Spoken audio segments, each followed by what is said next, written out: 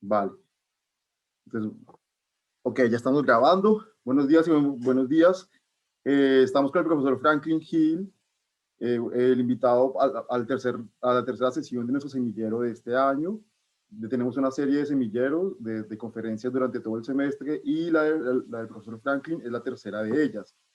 Me va a permitir hacer una presentación del profesor Franklin y posteriormente él tendrá alrededor de media hora, 40 minutos para hacer su intervención. Después de esto tendremos la oportunidad de dialogar con él, hacer algunas preguntas o comentarios que queramos compartir desde nuestros puntos de vista, un poco para entrar en diálogo con los temas de su charla. Vale, pues me permito presentar al profesor Franklin. Franklin es antropólogo, maestro y doctor en antropología de la Universidad Nacional de Colombia. Actualmente es profesor e investigador de la Escuela de Estudios de Género, también de la Universidad Nacional de Colombia. Sus temas de investigación se han girado alrededor de los temas de saberes sobre género y sexualidad, derechos sexuales y reproductivos, militancias sexuales y raciales, historia de la ciudad y la sexualidad, aborto, género, derechos humanos, salud sexual y salud reproductiva, parentesco, discriminaciones raciales, sexualidades y género, y también todos los temas relacionados con género, raza y sexualidad. Sus publicaciones más recientes, algunas de sus publicaciones más recientes son las siguientes. Lecturas entrecruzadas del poder, feminismos negros, diáspora epistemológica y experiencias políticas y académicas en Colombia, en un libro que también él editó con la profesora Tania Pérez Bustos, denominado Feminismos y Estudios de Género en Colombia, un campo académico y político en movimiento, editado por la Universidad Nacional, la Escuela de Estudios de Género de la Universidad.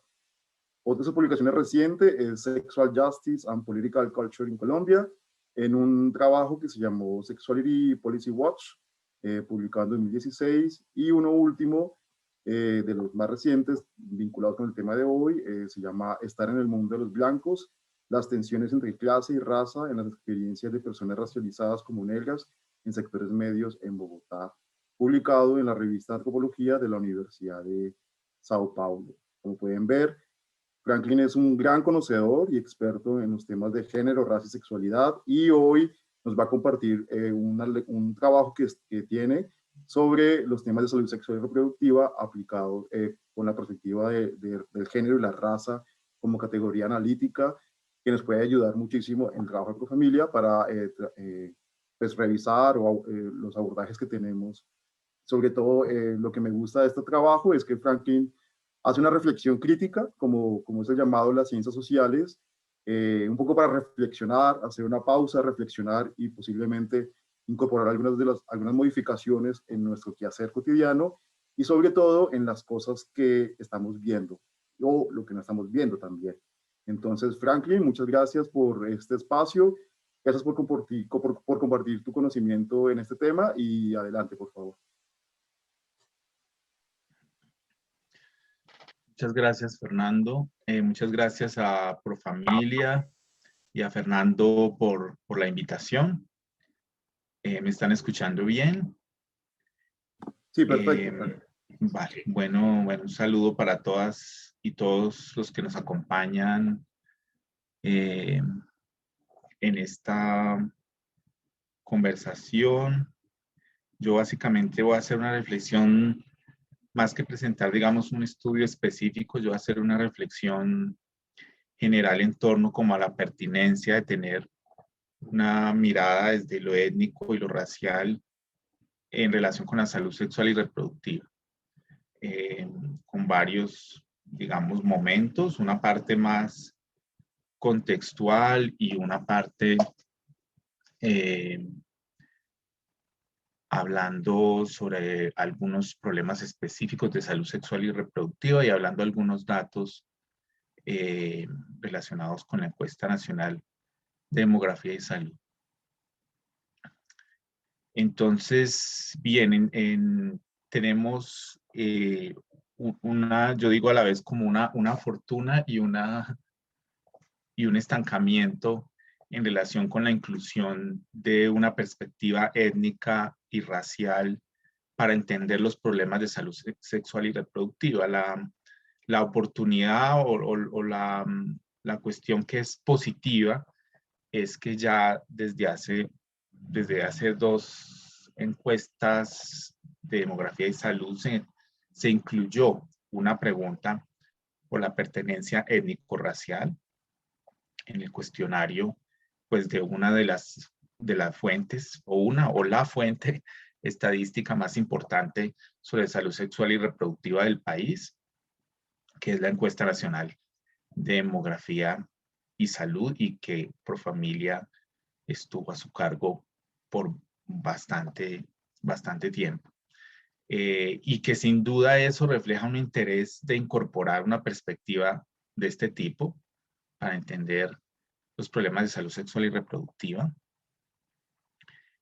También obedece como una serie como de presiones o influencias, digamos, de agencias que trabajan en estos temas y que de alguna manera les interesa también estos temas relacionados con la raza y el racismo. Incluso en el pasado, fundaciones estadounidenses que fueron muy importantes en la financiación de investigación sobre salud reproductiva en América Latina, como la Fundación Ford, por ejemplo, son, digamos, instituciones que también tienen un interés muy particular por los temas de raza y de racismo. Entonces, eso indica, digamos, la identificación de una pertinencia, ¿sí? Para el campo, que es muy bienvenida. Sin embargo, si hacemos un balance como de qué ha significado esa incorporación, el balance sí no siento que sea tan alentador, porque no se hace mucho con este dato. También es difícil hacer algo con ese dato por cosas que también voy a decir más adelante. O sea, hay problemas técnicos, pero yo creo que también hay problemas de tipo político y teórico que tienen que ver, digamos, con eso que podemos llamar un rezago para incorporar esa perspectiva en ese campo. O sea, no es una falla solamente, no creo que sea una falla solamente metodológica. Yo creo que es una falla ante todo política, porque creo que es una cuestión de voluntad política tener los datos, o tener los datos de una determinada manera, o tener la intención de hacer esa lectura. Si no hay esa convicción de que es algo importante, pues nunca vamos a tener ni datos precisos ni estudios en profundidad que indaguen, digamos, como por esta perspectiva.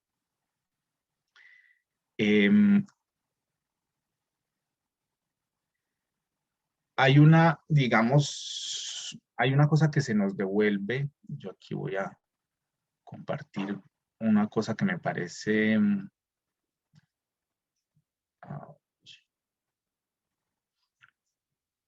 que quiero que miremos. O sea, ¿están viendo mi pantalla? Sí, se ve. Digamos, un punto de partida que me parece muy importante para esta discusión. Esto es una imagen del estudio de Germán Gallego sobre mortalidad materna del año 2012, que es un hallazgo, digamos, un sentido común ya del campo para las personas que están en el campo de salud sexual y reproductiva. Hablando de un tema muy específico que es el de mortalidad materna, por ejemplo, ¿no? La mortalidad materna, tal cual lo indica, digamos, este gráfico, nos devuelve la pertinencia de por qué tener una perspectiva de este tipo, ¿sí? Como se ve en el gráfico claramente, la mortalidad materna es un problema centrado en poblaciones racializadas, ¿sí? Ahí vemos claramente cómo la población negra o afrocolombiana tiene una razón de mortalidad materna el doble de la población general, y la población indígena el triple, ¿sí? O sea, digamos, eso no es no le estoy diciendo nada nuevo. Esto se conoce hace mucho tiempo en el campo, es un dato. Pero digamos, mi pregunta principal es, ¿qué hacer con ese dato? O sea, hasta dónde hemos avanzado en la comprensión, digamos, de qué es lo que pasa ahí. O sea, ese dato, ¿cómo lo podemos eh, escudriñar? ¿Cómo lo podemos entender? Entonces, esa persistencia en esa sobrerepresentación de poblaciones afrodescendientes e indígenas en indicadores como mortalidad materna son datos que llevan, como ya dije, tradición en el campo de la salud sexual y reproductiva. Pero percibo que la falta de una perspectiva interseccional no ha permitido explorar formas explicativas al respecto. Algunos de los trabajos que se ocupan particularmente del tema de mortalidad materna dan pistas muy interesantes sobre racismo estructural, pero no son tratados como tales en esa literatura, sea por un problema epistemológico. Yo, digamos, diferencio, como ya dije, diferentes dimensiones, digamos, de esa falta de pertinencia, de esa perspectiva. Una que puede ser epistemológica, es decir, no se reconoce la pertinencia teórica de incluir esa perspectiva. Puede ser también una desconexión con los estudios feministas y entre los estudios feministas y los estudios de racismo, en el sentido de no encontrar como un punto de encuentro, digamos, entre esos dos campos. O puede ser una cuestión política, o puede ser, digamos, todas esas cosas mezcladas. Como dije, digamos, un poco lo que quería mostrar es la pertinencia de este tipo de análisis para comprender los problemas de salud sexual y reproductiva. Identificando también, digamos, cuáles son, digamos, esas dificultades o esos problemas que podemos identificar. Entonces, una de las cosas importantes que hay que tener en cuenta es que tanto la raza como la etnicidad son cuestiones muy importantes para la historia de la salud sexual y reproductiva, tanto para la investigación como para la intervención en salud sexual y reproductiva. Recordemos que en la década del 60, agencias nacionales e internacionales estadounidenses promovieron la expansión de políticas públicas de, abro comillas, planificación familiar, cierro comillas, en el contexto latinoamericano. Ustedes saben que Colombia además es un ejemplo de éxito de esas políticas de planificación familiar. Ese nombre problemático, me refiero a planificación familiar, fue un eje crucial de control biopolítico para intervenir, abro comillas, la explosión demográfica, cierro comillas. Explosión que ponía en riesgo el modelo de desarrollo propuesto. Con mucho apoyo de los gobiernos locales, estas políticas se llevaron a cabo y en contraste, algunas pocas voces críticas se escucharon señalando el carácter eugenésico, dígase racista y clasista, de muchas de esas prácticas de la llamada planificación familiar. En uno de los libros más influyentes del feminismo negro norteamericano, Angela Davis, me refiero a Mujeres, Raza y Clase, Angela Davis, se ocupa de esta cuestión. En ese libro hay un capítulo sobre este tema, en particular para el caso estadounidense, pero nos puede iluminar sobre cosas que pasan aquí. La autora señala que el total en ese libro, en ese capítulo, del total de mujeres esterilizadas entre 1954 y 1981 en el estado de Carolina del Norte, en Estados Unidos, 65% de esas mujeres eran negras y 35% blancas. Digamos un dato para hablar un poco hacia dónde se dirigen ese tipo de intervenciones.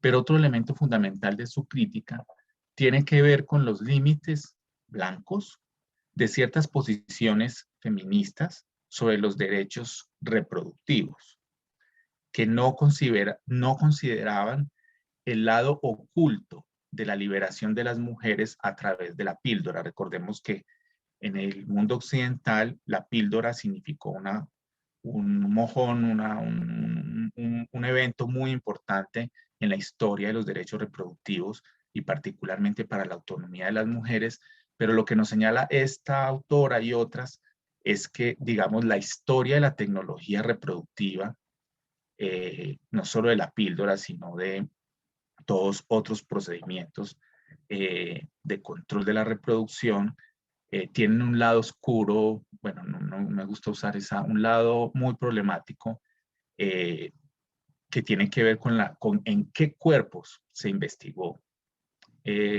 para generar esas tecnologías, ¿sí?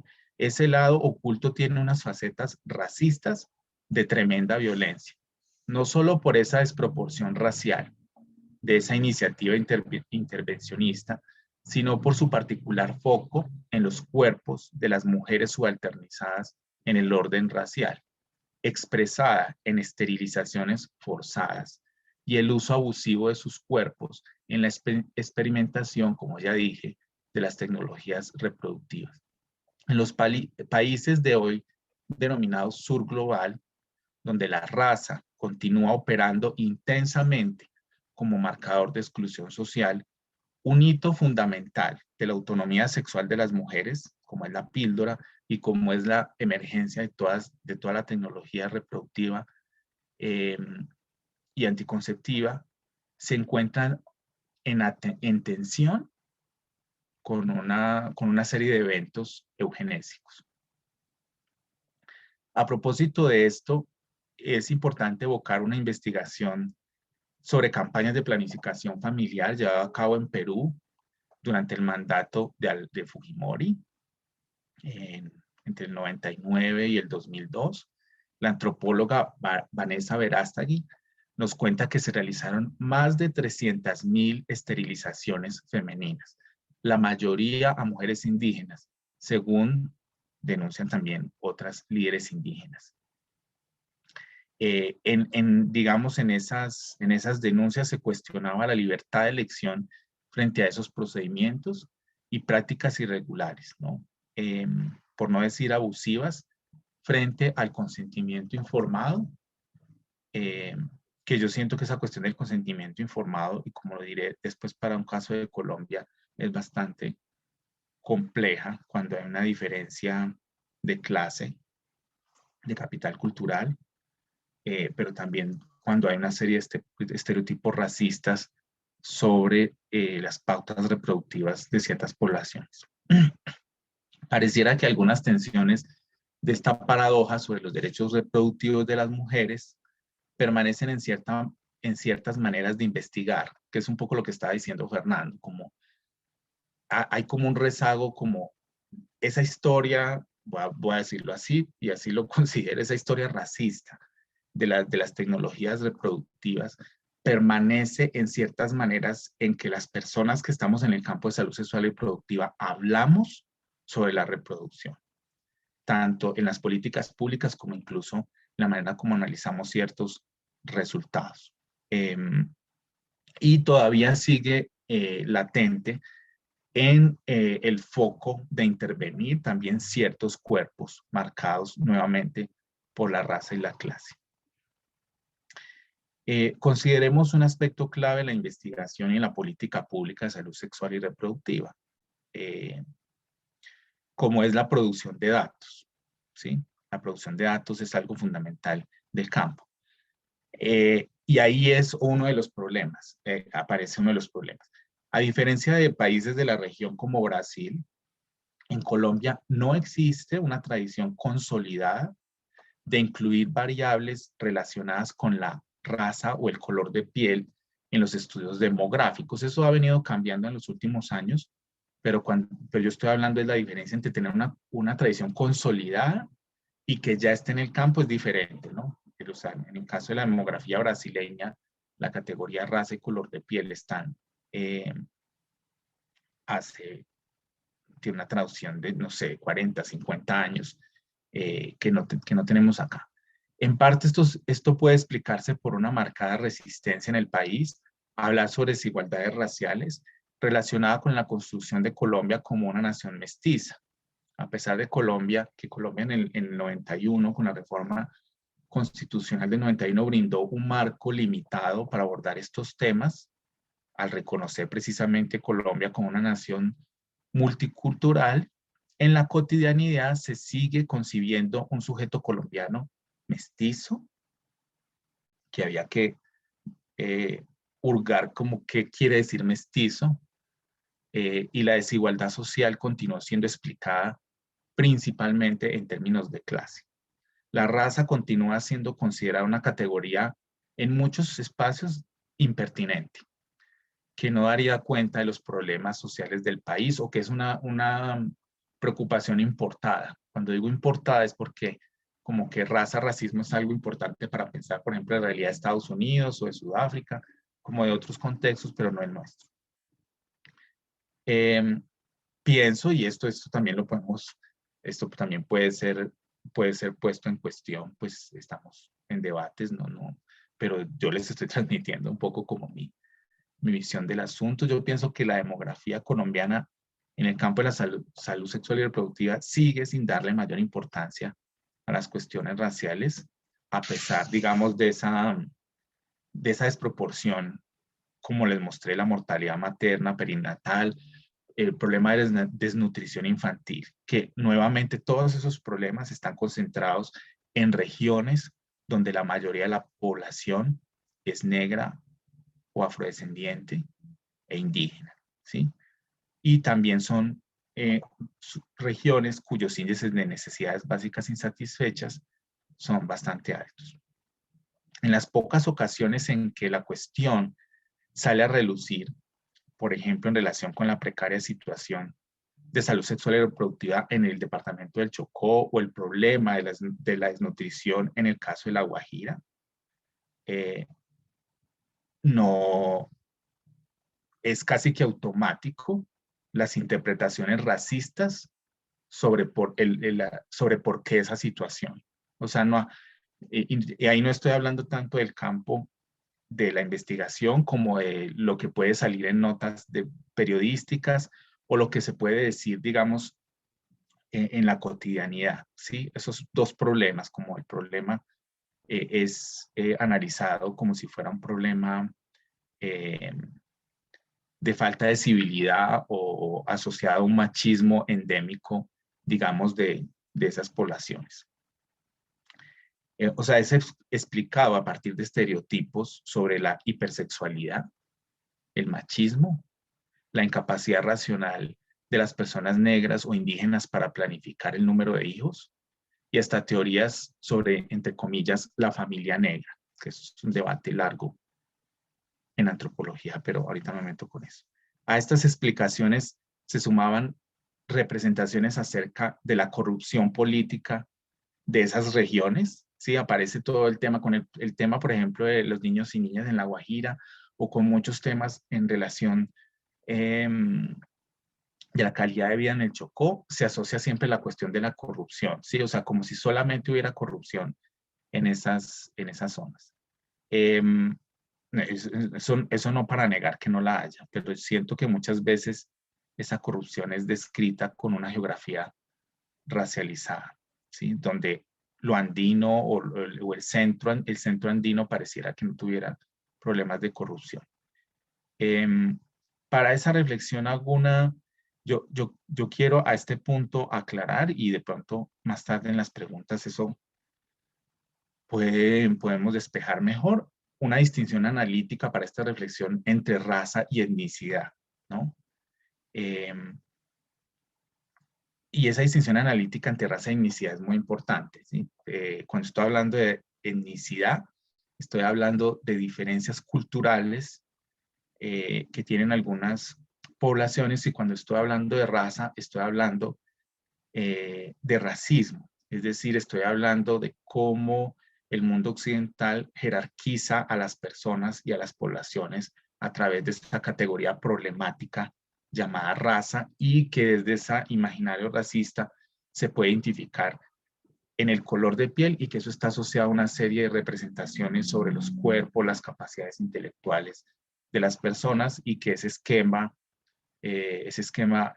ha generado estructuras segregacionistas, discriminadoras de las personas, o sea, produce desigualdad social. Ambas categorías o ambos aspectos, tanto la raza como la etnicidad, son pertinentes para este análisis.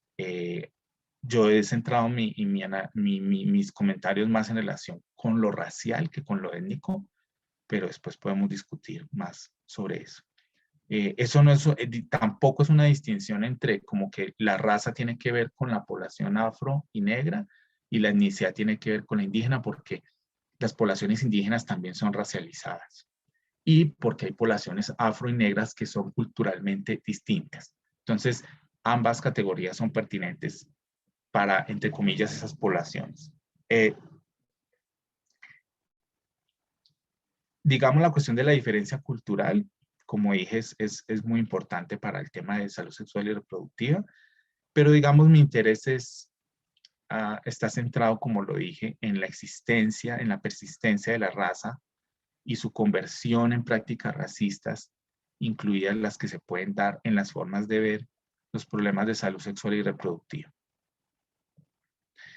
Entonces,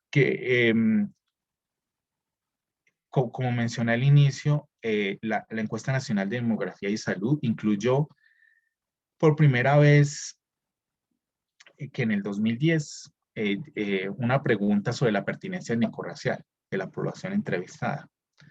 Esa pregunta se conservó para la versión de 2015, que además tuvo la novedad de entrevistar hombres. Vamos a ver qué va a pasar con, ese es un apunte al lado, pero vamos a ver qué va a pasar con la próxima encuesta o la actual encuesta de demografía y salud, con los cambios que hubo en ella. Hasta 2010 la encuesta se ocupaba solamente de mujeres en edad reproductiva. La encuesta usó la forma como el censo colombiano pregunta sobre la etnicidad, ¿no? Que es también ya en ese campo de estudios sobre los censos, etnicidad y raza. Hay, digamos, todos unos debates en torno a la manera como en Colombia se pregunta eso, ¿no? Recuerden que la pregunta del censo en Colombia es cómo se reconoce de acuerdo con su cultura, pueblos o rasgos físicos, y aparecen una serie como de posibilidades de las personas ubicarse en unas categorías que mezclan categorías que son étnicas, con categorías que son raciales, con categorías que son de lengua. Entonces, sí, porque tenemos, cuando digo eso, étnicas es porque hay una categoría como indígena o afro, eso es una categoría étnica. Cuando digo raza es porque hay negro, ¿sí? Y cuando digo lengua es porque hay categorías como, por ejemplo, raizal o palenquero, que de alguna manera son categorías que tienen un asiento en la lengua.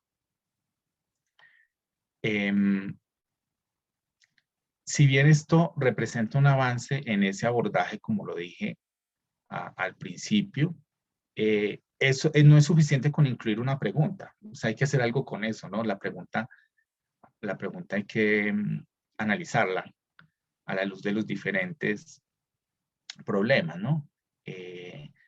Hay o sea, ¿qué encuentra uno en la encuesta de demografía y salud? Pues una cosa muy general, ¿no? Pues el dato étnico general que se pueda dar a través de esa pregunta, y tenemos el resultado por departamentos, por ciudades, por regiones, sin cruzarlo con ningún otro problema. O sea, nosotros no sabemos nada sobre demanda satisfecha de métodos anticonceptivos relacionados con lo étnico-racial, no sabemos, ¿sí? No encontramos, ¿no? Y eso también se debe, pues, a un problema de representatividad también de esa muestra, que implica claramente, metodológicamente, implica hacer otra cosa, ¿no? A veces, de pronto, con la manera como se está haciendo, posiblemente ese dato no sea utilizable para cruzarlo con otras variables.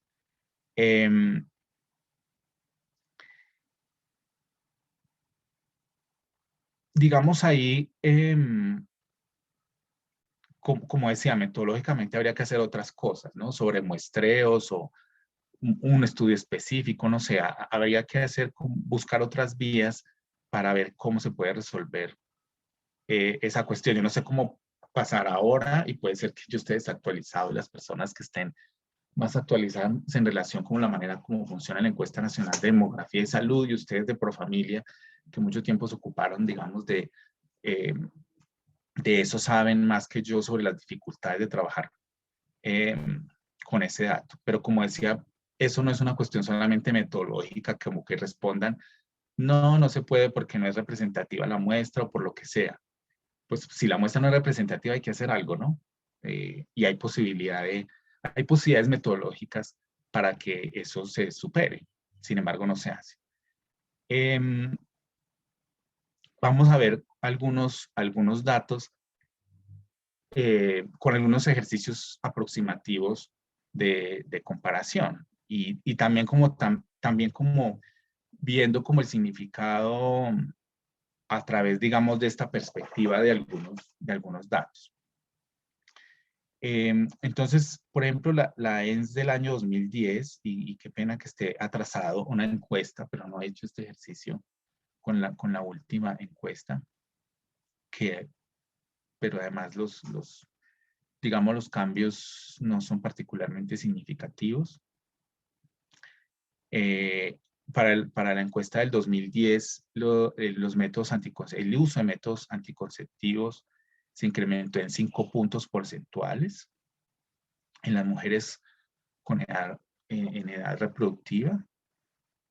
En 2005 era el 56% de las mujeres encuestadas y en el 2010 el 61%. La esterilización femenina continúa siendo el método anticonceptivo más usado entre las mujeres casadas o unidas, el 34%, representando más de la tercera parte del total de métodos usados, los cuales están comparativamente rezagados, o sea, el segundo está con una diferencia muy larga de ese primer método. O sea, la inyección, la píldora, el DIU, que se mueven en el 9%. Como ven, sí, hay un salto grande. La píldora es empleada por el 7.6% de las entrevistadas. A ella le siguen el DIU, 7.5%, el condón, 7%, el implante subdérmico, 3%, y la esterilización masculina, 3.4%, que claramente ha venido aumentando en los últimos años. Los métodos denominados, entre comillas, tradicionales, registraron un 6% de uso. Me pregunto sobre la relación entre este altísimo uso de la esterilización femenina y una herencia colonialista de las prácticas de control poblacional. ¿Por qué en los países del llamado, abro comillas, primer mundo, estas cifras se invierten? O sea, estas son unas cifras que tienen que ver con la colonialidad. O sea, si uno ve estas mismas cifras para un país como Francia, por ejemplo, voy a comparar así lo que supuestamente representaría la modernidad. El primer método que se usa en esos países es la píldora. Las esterilizaciones son prácticas de las migrantes. Y otra vez, las migrantes que pasan por un proceso también de racialización. Me pregunto en qué condiciones de consentimiento informado se hacen estos procedimientos y por qué no hay un interés sobre esto. ¿Sí? ¿Por qué no hay un interés sobre ese altísimo porcentaje de esterilización femenina, que de pronto para algunos les debe parecer como un éxito porque es la manera de asegurar que esas poblaciones no se reproduzcan? Según el nivel educativo, se observa un mayor uso de métodos definitivos en mujeres que no tienen formación escolar. O sea, ese es el método más usado, pero a la vez las mujeres menos educadas son las que más lo usan. Entonces, ahí otra vez lo mismo, ¿sí? Ahí podríamos ver también, digamos, como una representación en términos de clase del uso de métodos definitivos. Aunque con niveles más próximos a la media nacional, que es 35%, Entre las diferentes regiones se evidencia un mayor uso de esterilización femenina en la región Caribe y Pacífico, donde precisamente son las regiones que concentran los mayores porcentajes tanto de población negra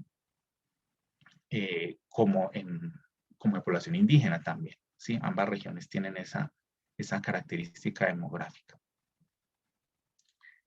Entonces, ¿para qué un poco traigo esto? Un poco a mí me parece que esto es una línea de investigación que habría que profundizar más. O sea, ¿cuál es la relación entre esterilización femenina y pertenencia étnica, racismo estructural? Hay una posibilidad de investigar allí. ¿Qué es lo que está pasando? ¿Por qué tiene ese sesgo de uso en términos de clase y raza ese método anticonceptivo? Y ahí viene la pregunta, ¿para quién la esterilización? Y eso se conecta un poco con lo que estaba diciendo al principio sobre viejas premisas racistas que siguen expresándose en el campo. El lugar de las diferencias raciales y de clase en la elección de métodos anticonceptivos es un aspecto poco ponderado al celebrar el avance de la anticoncepción moderna. Cuando se celebran los datos considerados exitosos, que nos muestra, por ejemplo, la encuesta nacional de demografía y salud cada 5 años, en Colombia, como en muchos otros países del llamado, abro comillas, tercer mundo, cierro comillas, como ya mencioné, la esterilización definitiva de las mujeres guarda una relación exponencial con métodos temporales, como la píldora, como ya dije, más comunes en los llamados países desarrollados. No es casual en ese sentido que en las estadísticas de esterilización femenina en Europa, las mujeres migrantes aparezcan sobrerepresentadas también. Luego parece haber una fuerte relación entre uso de métodos definitivos y racialización. En 2004, llevamos a cabo con Mara Viveros una investigación sobre género, raza y etnicidad en la salud sexual y reproductiva en Colombia, que reportó diversas representaciones sociales asociadas a la elección y promoción de métodos anticonceptivos. Advertimos en ese momento la persistencia de estereotipos racistas y de clase en la preocupación social sobre el aumento de la población, apreciable en afirmaciones cotidianas como, abro comillas, los pobres tienen demasiados hijos, cierro comillas. En talleres con promotores de salud sexual y reproductiva, observamos estereotipos muy difundidos respecto a la supuesta incapacidad racional de las personas de sectores populares y que son objeto de particular racialización, de administrar un método temporal. O sea, hay métodos para personas que tienen un alto capital cultural. O sea, una persona de un alto capital cultural puede administrar un método temporal, como por ejemplo la píldora, pero ciertas poblaciones no tienen la capacidad, digamos, de administrar un método. Luego, lo deseable es que tengan un método definitivo. Las actuales campañas masivas de esterilización gratuita para mujeres de sectores populares son una muestra de ello.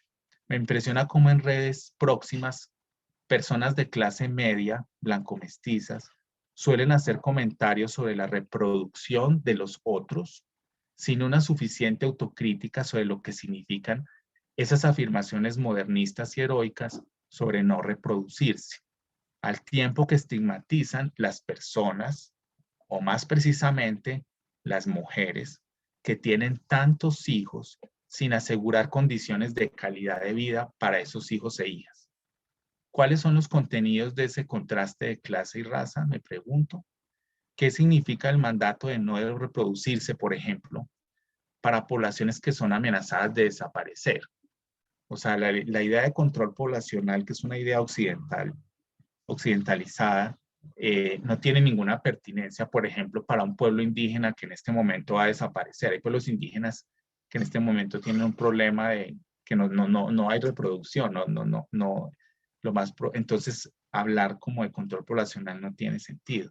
Tampoco tiene sentido para poblaciones que incluso tienen esperanzas de vida más cortas. O sea, ¿cómo hablamos de control poblacional o de reproducirse o cuál es el número adecuado de hijos para poblaciones, por ejemplo, que tienen esperanzas de vida más cortas que el resto de la población. Si bien esta relación entre promoción de métodos anticonceptivos y ubicación en el orden racial es más visible entre mujeres, en 2013 se conoció, he hablado de datos, pero voy a hablar un dato sobre los hombres como para hacer contraste también, a traer un caso típico de la, digamos, de lo local. En el 2003 se conoció un caso revelador de cómo funciona esto, para un poco decir un poco más cómo puede funcionar esto. Para el caso de, abro comillas, hombres costeños en zonas rurales. El 9 de marzo, esta es, vale, en el 9 de marzo de ese año, del 2003, el periódico El Tiempo en Bogotá anunció que un generoso terrateniente del interior del país, y quiero subrayar las coordenadas regionales de esas pertenencias, de esos sujetos que van a aparecer en esta noticia, preocupado por el aumento acelerado de la fecundidad en la región Caribe, ofrecía tierras a los habitantes del departamento de Córdoba a cambio de que se practicaran la vasectomía. El espíritu del proyecto aparece claramente reflejado en la carta dirigida al periódico por un reconocido médico en la que decía: leí con asombro y alegría, dice este médico, la nota de ayer dedicada a la labor de un filántropo bogotano que ofrece tierra a cambio de hacerse la vasectomía. No sé si sea original, pero de todas formas refresca el hecho de enterarse de que hay personas en Colombia a las cuales les duele la patria, lo suficiente para poner tiempo y dinero propios para luchar por mejorar las condiciones de nuestro campesinado. Llama más la atención que se esté haciendo en una región del país, como en Córdoba, donde el marco cultural es tan hostil a semejante proyecto. Creo que planes como este necesitan el apoyo de todo colombiano que tenga los medios para hacerlo. No van a faltar los librepensadores que van a ver en esto una afrenta a los derechos individuales, que van a clamar porque se está coartando la libertad de la reproducción de los individuos protegidos, aprovechándose de su necesidad. Pareciera que el señor advierte el, el sesgo racista, pienso yo, racista que tiene esta propuesta. Ojalá podamos colocarnos por encima de pensamientos tan miopes. Planes así deberían hacerse extensivos no solo a otras zonas rurales de Colombia, sino a enclaves de miseria como Agua Blanca, la Comuna 13 o Ciudad Bolívar. En marzo del año 2011, el representante de la Cámara, Holger Horacio Díaz, radicó un proyecto de ley que proponía poner como límite de la obtención de subsidios familiares un máximo de 2 hijos, como, abro comillas, premio a las parejas que se reproducían menos y, abro comillas, castigo a las que tenían muchos. En entrevista con el periódico El Espectador, el senador afirmó que el interés no es prohibir los embarazos, sino estimular el manejo de la natalidad y crear una cultura de sexualidad responsable. De esta forma, quienes asuman responsablemente la natalidad tendrían beneficios que se verían reflejados en el futuro. Acá, la lucha de fondo es contra la pobreza, dice el senador. Posteriormente, en ese mismo año, la senadora Gilma Jiménez anunció un proyecto de ley para reducir la natalidad y promover la paternidad responsable.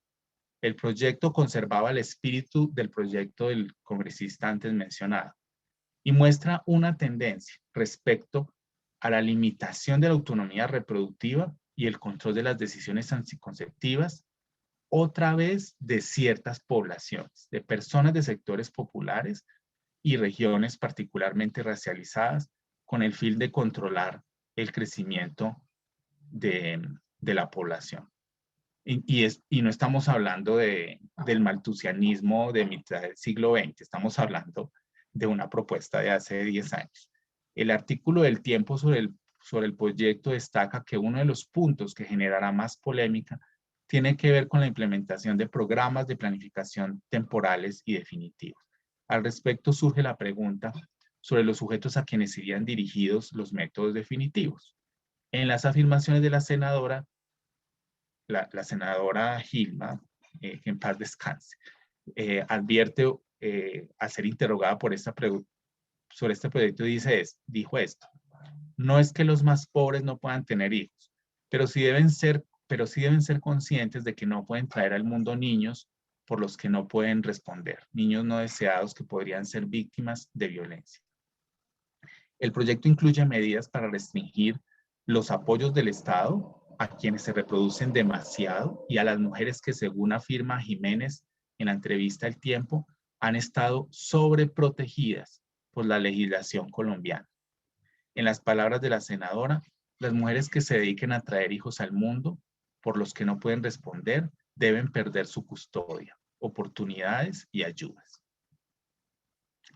Yo voy a dejar ahí la reflexión y voy a omitir la última parte que tiene que ver como con las maromas que yo vengo haciendo como con datos de la encuesta nacional de demografía y salud, y lo voy a dejar más como para la parte de preguntas, y es un poco tratando como con los datos disponibles, tratando de entender algunos datos de la encuesta nacional de demografía y salud, por ejemplo, de violencia física, necesidad insatisfecha de planificación familiar, diferencia entre fecundidad deseada y observada, embarazo adolescente,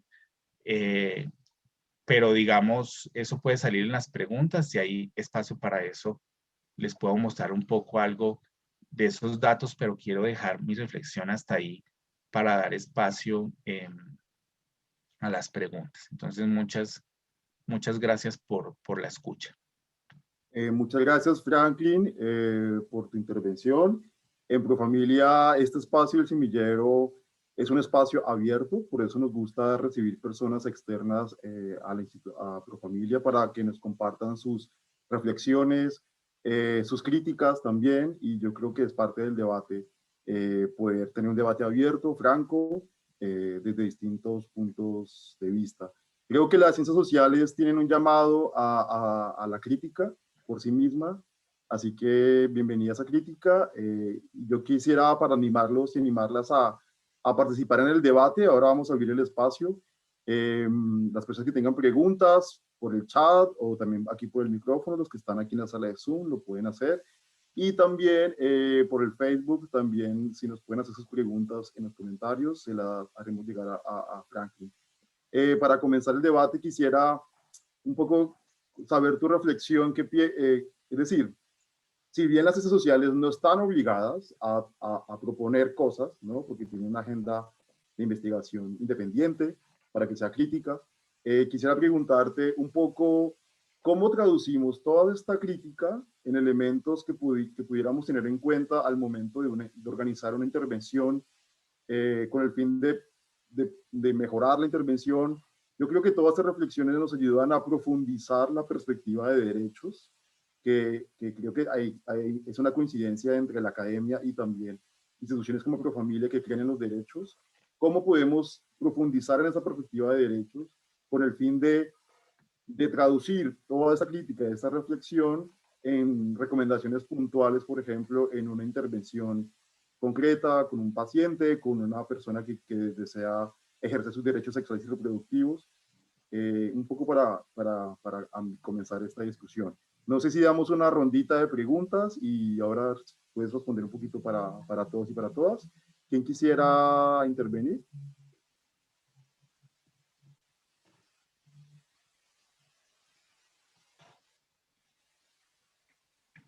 Yo tengo una pregunta, Fernando. Javier, adelante.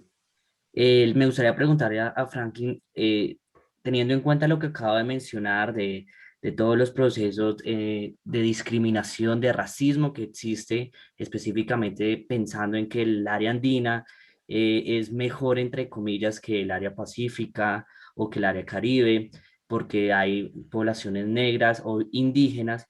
Y que aquí hay muchos paradigmas. Sin embargo, ¿cuál es su punto de vista teniendo en cuenta que hay muchas comunidades indígenas que tienen un referente de la sexualidad que no es convencional? Un ejemplo, las comunidades indígenas que le quitan el clítoris a las mujeres para no sentir placer. Desde ese punto de vista, ¿está bien respetar el punto de vista de ellos o necesitamos nosotros intentar permear el pensamiento y la cultura de ellos.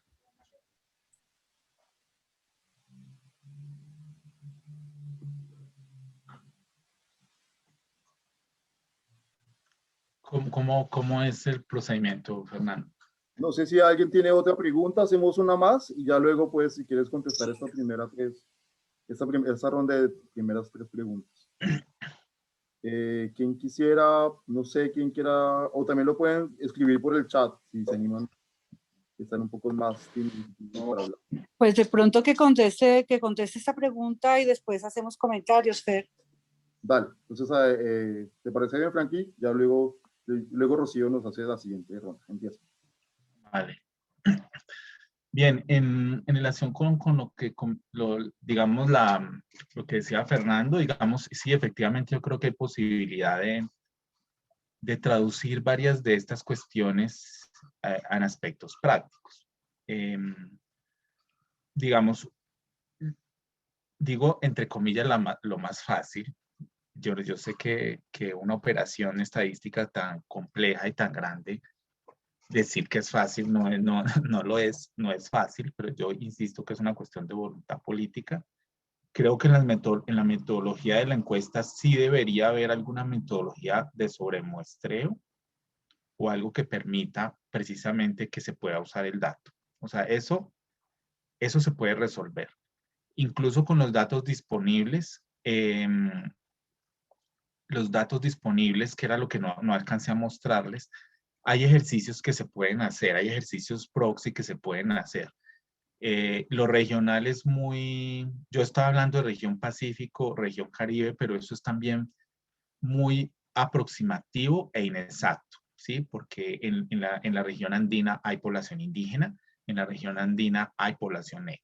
Entonces, eso se puede hacer más con los datos de municipio, por ejemplo, hacer un ejercicio en que se comparen los datos de municipios que tienen porcentajes altos de población negra o indígena, no como un bloque regional, sino por municipios, hacer como eso por ejemplo lo ha hecho el CITSE de la Universidad del Valle con los ejercicios que ha hecho para tener, digamos, una lectura más precisa sobre cómo hacer esa comparación. Eso, digamos, por el lado del técnico. Por el lado teórico es muy importante tener cuidado sobre las interpretaciones que se puedan hacer de eso, ¿sí? Por ejemplo, hacer estos ejercicios no es para apalancar nuestros estereotipos racistas. Es decir, no tiene sentido hacer estos ejercicios para afianzar estereotipos sobre que la población indígena o negra es más machista, por ejemplo, ¿sí? Porque además, y por eso yo les iba a mostrar el ejercicio, además eso necesariamente no es así. Eso no necesariamente es así. Efectivamente hay unos datos que habría que tratarlos de manera compleja, un poco cómo se intervienen esos problemas, porque sí existen problemas de violencia contra las mujeres en población étnica y eso no se puede hacer a un lado, ¿sí? Eso no significa hacernos como como hacer a un lado esos problemas, sino que podemos intervenirlos de una manera antirracista, es decir, no contribuyendo a prolongar esos estereotipos racistas sobre esas poblaciones, sino teniendo una lectura un poco más relacional. Y en ese sentido lo relaciono con la otra pregunta, que me parece una pregunta muy interesante y muy difícil sobre la cuestión de la cultura y los derechos sexuales y reproductivos, particularmente lo que están hablando de la mutilación genital femenina en algunas poblaciones. Pero esa ya es mi posición. Yo creo que la cultura no es un incuestionable. La cultura no es un incuestionable ni en los Embera, pero tampoco, entre comillas, la nuestra. El problema es la manera como está planteada esa discusión. O sea, voy a hablar nosotros, hablando de población que pueda decirse que no hace parte de un pueblo étnico. Nos otorgamos el lugar de quienes están juzgando la cultura de los otros. Entonces, el problema de la discusión sobre la mutilación genital femenina, y yo no estoy diciendo si estoy de acuerdo o no estoy de acuerdo con ese método, si me preguntan, yo no estoy de acuerdo, me parece violento. De hecho, hay mujeres particularmente de algunos de esos pueblos étnicos donde se producen esas prácticas que están organizadas para contrarrestarlos, para denunciarlos. Entonces no tiene que venir, digamos, una mirada de fuera a decirles que ellos son bárbaros y que cambien sus prácticas. No, las mismas personas en esos mismos pueblos, en varios de esos pueblos, algunas organizaciones, algunos agentes se dan cuenta de que eso no solamente, no es que sea contrario a los derechos sexuales y reproductivos, sino que es contrario a la noción de justicia que se tenga en lo local, en esa comunidad en particular. El problema, digamos, de señalar esas prácticas como si esas fueran las únicas prácticas contra las niñas, es lo que es problemático. O sea, a mí me parece muy problemático que Occidente plantee esa relación de crítica como si Occidente no tuviera problemas de violencias de ese mismo tipo. O sea, Occidente no tiene solucionado el problema de equidad de género. La población general no étnica en Colombia tiene unos problemas muy altos de violencia contra las mujeres. Entonces no es una cosa como entre un modelo que es más amable con las mujeres y otro que no lo es, ¿sí? Sino que en ambas sociedades hay problemas de violencia contra las mujeres, en ambas sociedades hay problemas relacionados con la equidad de género que deben ser resueltos. El problema de la manera como está a veces planteada esa crítica es de una superioridad moral que incluso empíricamente Occidente no tiene de dónde, entre comillas, sentarse, porque nosotros tenemos unos problemas de género profundos y unas desigualdades muy grandes, entonces no somos, vuelvo y digo ese somos con muchas comillas, no somos como el modelo de sociedad que va a enseñarle a otros bárbaros cómo es la cosa, ¿sí? De hecho, yo quería también mostrarles ese ejercicio porque algunas de esos ejercicios los hice en marco de un proyecto que tenía que ver en ese tiempo con los objetivos de desarrollo del milenio. Y habían poblaciones étnicas que tenían incluso indicadores más positivos para las mujeres que otros. Seguramente nuestra mentalidad racista eso no es posible, pero en algunas poblaciones étnicas la participación de las mujeres, por ejemplo, era más alta que en otras poblaciones no étnicas, o la violencia contra las mujeres era más baja que en población no étnica. O sea, nosotros no podemos hacer esas generalizaciones, porque además, por ejemplo, la categoría indígena es una categoría muy problemática, porque uno dice indígena como si todos los indígenas fueran lo mismo. Y recuerden que son pueblos que tienen unas tradiciones diferentes, unas seguramente más equitativas con las mujeres que otras, ¿no? El caso, por ejemplo, del trabajo de Fernando Urrea en Cauca es muy interesante por eso, comparando mujeres paeses con guambianas. Entonces uno tampoco puede decir las mujeres indígenas tal cosa, porque a veces las mujeres indígenas, en ese caso, por ejemplo, guambianas y paeses son distintas. ¿Por qué? Porque, por ejemplo, hay unas normas, por ejemplo, con la herencia que benefician más a las mujeres en una población étnica que en otra. Entonces eso se debe ver caso a caso y de manera compleja. Entonces, un poco para volver a la pregunta, me parece que la cuestión de las prácticas que violentan los cuerpos de las niñas, por supuesto que debe ser un debate, pero debe ser un debate tanto en los Embera como en la población, entre comillas, colombiana. No puede ser un tema focalizado como en algunas poblaciones que tienen unas prácticas que a nosotros nos parecen como tradicionales, como si nosotros no tuviéramos unas tradiciones que son absolutamente violentas con las niñas. Entonces, ambas culturas se deben poner en cuestión y deben preguntarse como qué está pasando. Entonces, vuelvo para reforzar la cosa, me parece que es un problema importante, pero me parece que los términos en que se hace la pregunta son colonialistas. Hay unas preguntas en el chat, la gente ya está muy animada haciendo preguntas. Vamos a escuchar primero a Rocío, que la quería decir de forma por el micrófono, y luego yo te organizo un poco las que están en el chat para que hagamos esa segunda ronda. Gracias, gracias Fernando. Sí, estoy viendo Sí, varias preguntas. Hola, Franklin. Hola, Rocío. ¿Cuánto tiempo? Después de muchos años, un gusto verte. ¿Qué tal? Bueno, los míos no son preguntas, sino más bien comentarios y una invitación.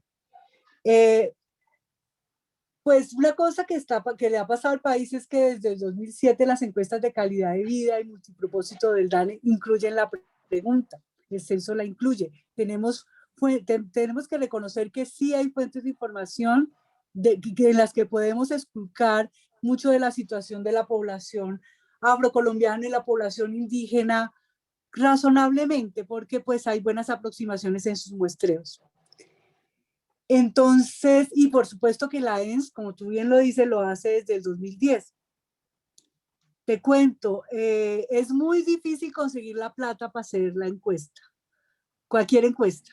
Las operaciones estadísticas son terriblemente caras y por supuesto que esos debates siempre se dan cuando se están organizando las operaciones estadísticas. Ahí pues sí, claro, son voluntades, pero también son esfuerzos.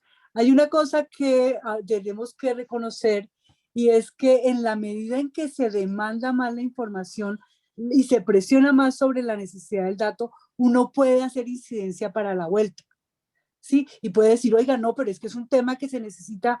¿Y cómo podemos mover eso?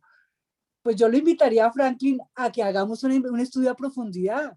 Tenemos de población afro, en la ENS 2010 tenemos 19.947 personas. En la ENS 2015 tenemos 13.165 personas afro. Podemos hacer un estudio comparativo y presentar únicamente para población afro y presentar toda su situación, por supuesto, teniendo claridad desde el enfoque, desde el análisis, mirando todos los temas, mirando cómo está la situación en salud sexual y reproductiva, cuáles han sido sus transformaciones y otras situaciones de salud sobre las cuales se indaga en la encuesta. Y poner la semillita, ¿sí? Ponerla y empezar a mover la vuelta. Exactamente podemos hacer lo mismo con la población indígena. Tenemos más poquitos casos, es cierto, la prevalencia es más bajita, pero tenemos de la ENS 2010, 8.295 personas y de la ENS 2015, 9.041. Nos dan, no para un análisis regional, pero sí para un análisis total y para poner los énfasis. Una cosa que me parece que te estás perdiendo, o yo no sé si yo fui la que me la perdió en la conversación, es que la ENS 2015 es poderosísima. Tú te concentraste mucho porque tiene muy buenos datos, la ENS 2010 tiene una muestra muy grande, sí, pero la ENS 2015 se sale del esquema y sí nos permite mirar las inequidades de género. Tenemos encuestas de hombres y tenemos encuestas de mujeres que antes no teníamos. Antes solamente estábamos haciéndole seguimiento a cómo estaba la situación desde la mirada de las mujeres. Finalmente podemos hacerlo con perspectiva de género, podemos empezar a hacerlo. Entonces, la invitación es a gastarnos los datos de las encuestas que ya tenemos, moverlas muy duro, ponerlas muy a conocimiento de la gente y hacer incidencia y ahí vamos abriendo el caminito para conseguir recursos para más encuestas.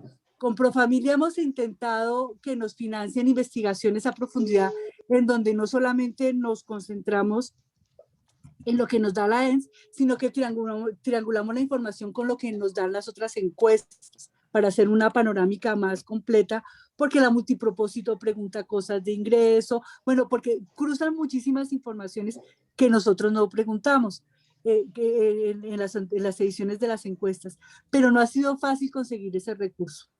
Vamos a ver, la invitación es molamos datos, metamos datos y hagamos incidencia con esos datos. Vale, muchas gracias, Rocío. Yo voy a conectar con algunas preguntas del público en el chat. Pues son varias, pero más o menos giran alrededor de dos temas. Primero, hay unas preguntas relacionadas con cómo sería una perspectiva o un enfoque de derechos sexuales y derechos reproductivos desde las propias poblaciones racializadas y cómo, por ejemplo, el uso de términos mismos como derechos sexuales y derechos reproductivos, cómo se puede leer como un término occidental que muchas veces no responde a las lecturas propias o a las convicciones propias de los pueblos para trabajar los temas que ellos quieran poner en la tema sobre esto. Entonces, ¿qué piensas de esto? Y segundo, hay como una preocupación de cuáles son como algunas pautas concretas o recomendaciones que podrías darnos para hacer intervenciones, lo que tú mencionabas, intervenciones no racistas o intervenciones que no promuevan esos estereotipos que a veces perduran por allí. Y también la última, si es muy específica, la voy a leer tal cual, que pregunta, bueno, por ahora, si quieres ver respondiendo estas, con el comentario de Rocío, más estas que te acabo de decir. Sí, no, muchas gracias por el comentario, Rocío. Y es lindo verte después de tanto tiempo, después de tantos años. No, efectivamente, y lo mencioné, digamos, en algún momento que estoy un poco atrasado en mi percepción sobre la encuesta nacional de demografía y salud. Yo creo que comparto, Rocío, que la encuesta del 2015 es un cambio muy importante en cómo se venía haciendo la encuesta. Seguramente también es el crecimiento también del proceso. Yo creo que si no hubiera habido pues todos estos años de experiencia, no se hubiera llegado, digamos, a esos cambios tan importantes. Hay alguien que está hablando y tiene el micrófono encendido. Creo que es Jennifer Arenas. Ya está. Entonces, no, efectivamente, hay que actualizar esa mirada. Yo estoy un poco preocupado y me parece importante compartir esa preocupación sobre qué va a pasar después. Yo siento que lo que ha pasado con la encuesta nacional de demografía y salud hay que verlo con detenimiento, porque yo siento que se truncó un proceso de crecimiento que yo no sé, por eso decía y lo soltaba así muy así como sin pensarlo mucho, pero me parece que es importante pensarlo. Yo creo que eso que pasó con la última encuesta, me refiero a la que todavía no sabemos el resultado, como que se truncó como un proceso de crecimiento que me parece bastante problemático, preocupante, ojalá me equivoque. Pero efectivamente, Rocío, y hablé también lo de la inclusión de lo de los hombres, yo creo que efectivamente hay un crecimiento en la encuesta muy, muy importante. Entonces esa invitación la recibo con mucha atención. Yo ya había hablado con Fernando en algún momento y que lo iba a comprometer también por acá, porque yo no soy demógrafo, entonces yo hago unas cosas con los datos un poco raras de una persona que no, cómo se relaciona con los datos, una persona que no trabaja con datos cuantitativos, pero yo creo que efectivamente se pueden hacer y por eso hablaba, digamos, de esos ejercicios proxy. Creo que hay posibilidades de hacerlo y que de hecho, como dices, Rocío, en el sistema estadístico nacional se ha avanzado. Se ha avanzado con límites, ¿sí? Recuerden de pronto la encuesta de hogares, pero recuerden que en el censo, o sea, Colombia, por eso yo en el inicio de la presentación hablaba como la debilidad del campo estadístico en relación con lo étnico y racial. Recuerden que incluso en el último censo hubo problemas con la recolección del dato étnico. Entonces, o sea, estamos todavía con problemas, o sea, no hemos podido resolver una calidad de dato en el censo. Yo sé que en otras encuestas distintas al censo eso está mejor, pero digamos lo que pasó con el último censo, que hubo toda una controversia en relación con con la población afro, ¿no? Que bajó el porcentaje de población afro. Eso no tiene ningún sentido. Eso no tiene ningún sentido y es un problema de la recolección del dato, es un problema de una instalación teórica también en el campo sobre el asunto. Pero efectivamente, y como lo defendió en ese momento el director del DANE, afortunadamente hay otras encuestas que sí lo permiten. Pero menciono esto, que es incluso haciendo ese ejercicio uno no puede considerar los límites que todavía tiene el campo para recoger ese dato. O sea, tenemos que mejorar de todas maneras y ahí esto sí no lo podemos hacer porque los datos ya están. O sea, todavía hay que mejorar la recolección del dato. Yo particularmente pienso, pero yo no soy nadie que pueda influir en eso, pero a mí me parece que el dato no se está recogiendo bien, porque el problema es que se mezclan muchas cosas. Por eso yo hablé de la importancia de distinguir etnicidad de raza.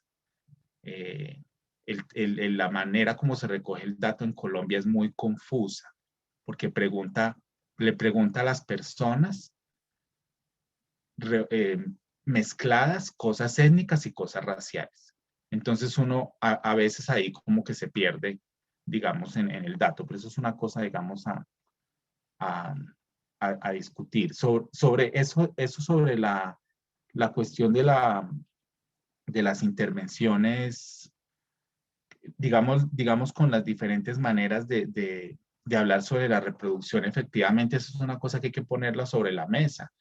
O sea, un poco, cuando yo evocaba, digamos, toda esta historia, es que nosotros no podemos olvidar que la idea de derechos sexuales y reproductivos y muchas de esas ideas, y yo también soy occidental, un occidental muy perfecto, pero me confirmo, o sea, yo comulgo con esos valores relacionados con los derechos sexuales y reproductivos. Pero a nosotros no se nos puede olvidar que eso hace parte de un paradigma cultural específico. O sea, la idea de que la familia debe tener un número de hijos particular o cómo ejercer la maternidad o la paternidad son valores culturales específicos que ciertas poblaciones se otorgan como si esa fuera la manera de ser. Esa es la manera adecuada de ser. O sea, nosotros y nosotras no podemos olvidar nunca, pienso yo, hay personas que seguramente no estarán de acuerdo conmigo, que siempre que estemos haciendo una intervención de ese tipo, tenemos que pensar que eso está relacionado con valores culturales. O sea, el tamaño de la familia es un valor cultural. Seguramente algunos demógrafos o demógrafas dirán, no, eso es una cosa objetiva y no sé qué, y es una cosa asociada a los recursos, no sé. Pero digamos, ahí sí ya, desde el punto de vista que yo estoy hablando, para mí eso es un valor cultural. Y como un valor cultural debe ponerse en diálogo con otros valores culturales. En otros pueblos, reproducirse es importante. Es importante, vuelvo y digo. O sea, en algunos pueblos no tiene ningún sentido que una persona no tenga hijos. Yo puedo poner, digamos, sobre la balanza qué significa tener hijos o no. Pero vuelvo y digo que muchas de las maneras como nosotros pensamos esas políticas están basadas en valores particulares que son presentados como si fueran valores naturales. O sea, como que la vida es así, la mejor forma de vida es así y se pasa por encima de formas de vida que consideramos que son inferiores. Y nos olvidamos que esas vidas que consideramos inferiores, de esa gente que se reproduce mucho, que no tiene control poblacional, de hecho han tenido un mejor manejo del medio ambiente que Occidente. Entonces, Occidente, que supone que su modelo de control poblacional y su modelo de desarrollo es superior, es un modelo de desarrollo, incluida su manera de pensar sobre la familia y sobre la reproducción, que está destruyendo el planeta. Entonces, un paradigma de ese tipo, que se ponga como esta es la manera de vivir, es la manera que yo no estoy de acuerdo. Creo que eso debe ser debe estar más presente a la hora que hacemos esas negociaciones con la diferencia cultural. O sea, es que vuelvo y digo, debe ponerse como una negociación. Debemos, en las intervenciones de salud sexual y reproductiva, debemos dejar de comportarnos como misioneros. Porque muchas personas, y lo digo con mucho respeto, en el sentido, y yo no estoy desconsiderando el trabajo que hacen diferentes instituciones relacionadas con esta agenda que han sido muy importantes, y yo no quiero que se entienda un poco como que yo estoy desvalorando ese trabajo, pero muchos de esos trabajos se ven como si fueran misioneros, como si estuvieran llevándole la civilización a una gente para que aprenda a manejar su vida, su reproducción. Y si nosotros no salimos de esa manera de pensar, pues todo está mal, ¿sí? Esa es la recomendación general que haría. Yo creo que también sobre la manera de hacer esas intervenciones es que hay muchos supuestos también sobre el consentimiento, que fue una de las cosas que yo toqué cuando hablé de la... Yo no estoy diciendo que a las señoras las recogen en un barrio y las operan a todas en masa y que no les preguntan nada y que son unas señoras ignorantes que no saben qué les están haciendo, como si no pudieran decidir por ellas mismas. Pero también pienso que muchas de esas campañas masivas como que pasan por alto las condiciones en las cuales se deciden hacer esos procedimientos reproductivos y porque hay unos valores que, como ya expliqué, presionan a ciertas mujeres a tomar ciertas decisiones. O sea, hay personas que pueden reproducir y personas que no. Y eso es lo que, para mí eso es inadmisible. O sea, que haya personas que puedan decidir reproducirse y personas que no, y que eso tenga que ver con diferencias de clase y raza. Entonces, digamos, yo no tengo una cuestión concreta de cómo se puede hacerlo. Habría que pensarlo en cada caso. Y como decía, hay que pensarlo en cada caso porque cada población afro o indígena es distinta. ¿Sí? Hay poblaciones étnicas donde las mujeres tienen lugares muy complicados en relación con el poder. O sea, son poblaciones donde las mujeres no pueden decidir sobre sus cuerpos, porque yo no voy a decir, no se trata de idealizar esas poblaciones. Hay poblaciones esas que son muy violentas con las mujeres, donde las mujeres no pueden decidir sobre sus cuerpos, donde existen representaciones supremamente machistas sobre la sexualidad de las mujeres, pero no todas lo son. Hay otras que son distintas. Entonces hay que aproximarse también a conocerlas como para buscar posibilidades allí. No sé qué era lo otro. Nos, la pregunta era la otra que estaba. No, sí que con estas las respondiste, sí, casi las dos. Ahora hay otras dos preguntas ya para cerrar esta sesión de preguntas. Es, Franklin, ¿cómo ves la separación de los conceptos de derechos sexuales y reproductivos con el concepto de justicia reproductiva en el país, teniendo en cuenta la situación de las comunidades campesinas, indígenas y afrodescendientes? Y también tenemos un comentario que dice: en el caso del censo, hay que recordar que en el caso de las comunidades existía un doble incentivo, aumentar el reporte porque eso está asociado con recursos y la capacidad de autoidentificarse cuando no se hace parte de toda una cultura. La aclaración que nos hacen por aquí. ¿Qué piensas de estas dos preguntas? En Colombia, en nuestras comunidades. Pues estoy tratando de entender la pregunta de Diana sobre la No, si separación quieres. entre derechos sexuales y Ok. reproductivos y justicia reproductiva. Yo Ah, creo que bueno. el concepto de justicia reproductiva me parece un concepto más interesante. Porque vuelvo y digo, pone los términos del diálogo de una manera diferente. Es como, yo vuelvo y pienso y suscribo la idea de que tanto la sexualidad como la reproducción son temas fundamentales sobre la igualdad, o sea, sin duda. El problema es la manera como se pone la conversación. Y de pronto una categoría como justicia reproductiva puede poner los términos de la conversación de otra manera. Entonces, solamente para resaltar que en esa búsqueda del lenguaje, que yo creo que el lenguaje no es algo superfluo, me parece muy importante buscar como otros términos de la conversación. Entonces, solamente para resaltar eso.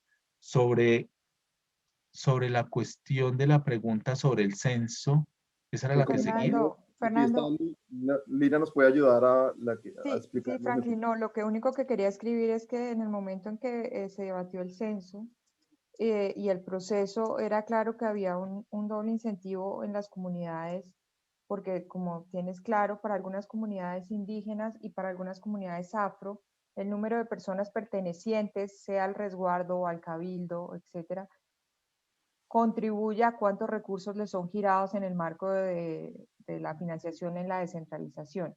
Entonces había un incentivo complejo y era que algunas comunidades obviamente estaban interesadas en que se reportara el número adecuado para que recibieran los recursos o que el número fuera superior porque la comunidad había aumentado. Por eso hubo tanta discusión si el número había bajado o no. Y lo segundo es que mientras para las comunidades era muy relevante lo que tú dices, la existencia, el número, para otros, o sea, para quienes no hacen parte de toda esa cosmología, es difícil autoidentificarse como parte de una comunidad. Por eso el dato realmente no diferencia entre aquellos que hacen parte de una comunidad culturalmente no homogénea, pero por lo menos que comparte unas cosas y un espacio, a aquellos que no. Y eso es un ruido que tiene el censo, que era inevitable por los incentivos que tiene tanto para los municipios como en este caso para las comunidades de recursos asociados al número de personas en cada uno de los grupos. Gracias, Lina. Aprovecho Sí. para leer un comentario de Facebook, Frank, que dice Karina Zapata, dice súper importante lo que dice Franklin. Este paradigma de los derechos sexuales y reproductivos en Occidente no puede pensarse como universal y menos imponerse, porque podemos caer en riesgo de reproducir en estereotipos, de legitimar aporofobia y el saber eurocentrado, así como revictimizar a las poblaciones que justamente han sido históricamente discriminadas. Que te agradece porque dejas sembrada muchas inquietudes. Sobre ese, gracias, me parece un comentario muy importante de Karina. Sobre esta cuestión del censo, y voy a decir mi posición, que no tiene que ser, es una posición debatible. Yo creo que vuelvo y digo que hay un problema efectivamente yo creo que hay un problema de incentivos que yo creo que está muy en la cabeza de líderes, lideresas de organizaciones que tienen muy claro eso. Me parece que tiene todo el sentido porque son poblaciones que tienen un acceso a los recursos muy limitados y que se estén peleando porque tengan los recursos que necesitan. Me parece que es importante, pero yo quiero insistir en un punto, y es que, bueno, yo suscribo la idea de que ese dato se está recogiendo mal y que está subrepresentado. Y eso lo digo, digamos, con base, suscribo un poco la idea de un grupo en el país que es el que tiene la mayor experiencia en demografía de la población afro, que es el CIDSE de la Universidad del Valle, y las proyecciones del CIDSE de la Universidad del Valle de población afrodescendiente o negra para el país están entre el 20 y el 25%. O sea, el dato del 10% del censo anterior es subrepresentado y claramente el resultado del censo anterior lo es más. Y hay algo, y vuelvo, insisto, porque tiene que ver un problema con la metodología, y ahí vuelvo y comparo con la demografía brasileña, y es porque en la demografía brasileña se usa otra vez, eso también puede ser problemático, pero la categoría que se usa es color de piel. Entonces es distinto preguntar. El problema también de la pregunta, particularmente para la población afro, es que se ha seguido el paradigma étnico de la manera como se ha recogido el dato para la población indígena. Y mucha de la población afro no es étnica. Por eso recuerden lo que yo les decía, que era muy importante la separación entre etnicidad y raza. O sea, hay gente que es negra, es decir, que está racializada como negra, pero no tiene una cultura diferenciada. De hecho, cuando uno ve los datos demográficos, la población afro se parece mucho a la población general, a pesar de nuestros imaginarios. Por ejemplo, en el tamaño de la familia, en fecundidad, quienes son más distintos son las poblaciones que llamamos indígenas. La población afro se parece mucho, en general, en sus pautas demográficas a la población general. O, por ejemplo, es más urbana que rural, ¿sí? Entonces hay muchas cosas que están fallando, digamos, ahí que hacen, y como decía la compañera, como decía Lina, también hay unos problemas del autorreconocimiento, como por la manera en que se hace la pregunta, nosotros no podemos tener la oportunidad de recoger el dato para una persona que no se siente parte de una comunidad étnica, pero que es víctima de racismo por su color de piel. Entonces, todavía tenemos ese problema con los datos y yo insisto, ese dato de la población negra afrocolombiana en el país sigue siendo subrepresentada. Es un problema metodológico que todavía tenemos ahí que yo siento que todavía no lo tenemos resuelto. Muchas gracias, Franklin. Creo que el tema ha generado un montón de interés. Gracias. Ya vamos a ir cerrando por tu tiempo, por tu intervención y por todas las preguntas, inquietudes, debates que se generaron aquí. A todos y a todas, muchas gracias. Los queremos y las queremos invitar a que se mantengan participando en el semillero. Nos vemos en la próxima sesión. Y bueno, ya nos veremos por aquí. Muchas gracias a todos y a todas. Gracias, Franklin, nuevamente. Y no sé si quieras cerrar algo para despedir. Gracias por la invitación, Fernando, y a Profamilia y por la labor que están haciendo. Me parece muy importante que este campo se abra más, que este campo haya más gente interesada, que haya nuevos temas, que haya nuevas líneas de investigación. Y yo creo que ahí hay una base de unos investigadores e investigadoras con una trayectoria muy importante para que este campo crezca. Entonces, muchas gracias por la invitación. Muchas gracias. Hasta luego y feliz día para todos y para todas. Hasta luego, un saludo. Saludos.